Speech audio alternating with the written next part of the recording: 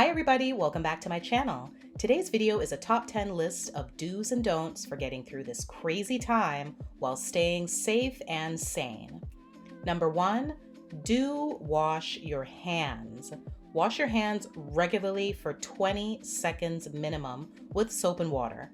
Before you begin, you need to remove all hand and wrist jewelry.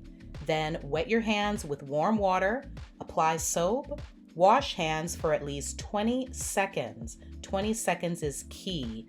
Too many people go too quickly and don't get into all the nooks and crannies. You got to get your palms, the back of your hand, between your fingers, thumbs, and under your nails. Then rinse well, dry your hands off with a paper towel, not a hand dryer, and then turn off the tap using that paper towel. You can also use alcohol-based hand sanitizers. They can be as effective as soap and water if there isn't any around. First, you need to make sure that they are at least 60% alcohol-based. Make sure your hands are visibly clean. That is key. Never use hand sanitizer on filthy hands. If your hands are extremely dirty, then you need to wash them with soap and water. So they have to be visibly clean for the most part, and you're gonna apply a loonie, if you're Canadian like me, or a silver dollar sized amount of product in your hand and rub all the surfaces of your hands and wrists until they're completely dry, and that should take another 15 to 20 seconds as well. If you do have to cough, remember to cover your nose and mouth with a tissue or a flexed elbow. 2, do not hoard. Costco recently announced that they are not accepting returns on toilet paper, hand sanitizer, and other high demand items. I can only hope other retailers do the same. If you don't know, the virus can live on plastic or hard materials for up to 3 days, and on cardboard for up to 24 hours. Also, workers are probably stretched extremely thin right now, and they really don't have time to handle returns. But let's keep it real. It's probably also to those selfish and inconsiderate people who only cared about themselves and possibly making a quick buck on eBay.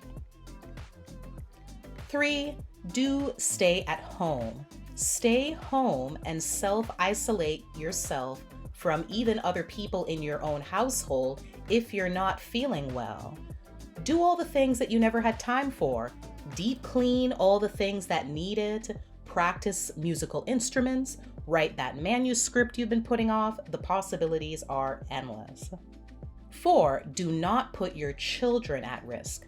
No play dates or trips to the park. And for God's sakes, no McDonald's play place. You know good and darn well that thing doesn't get cleaned ever. 5, do practice social distancing.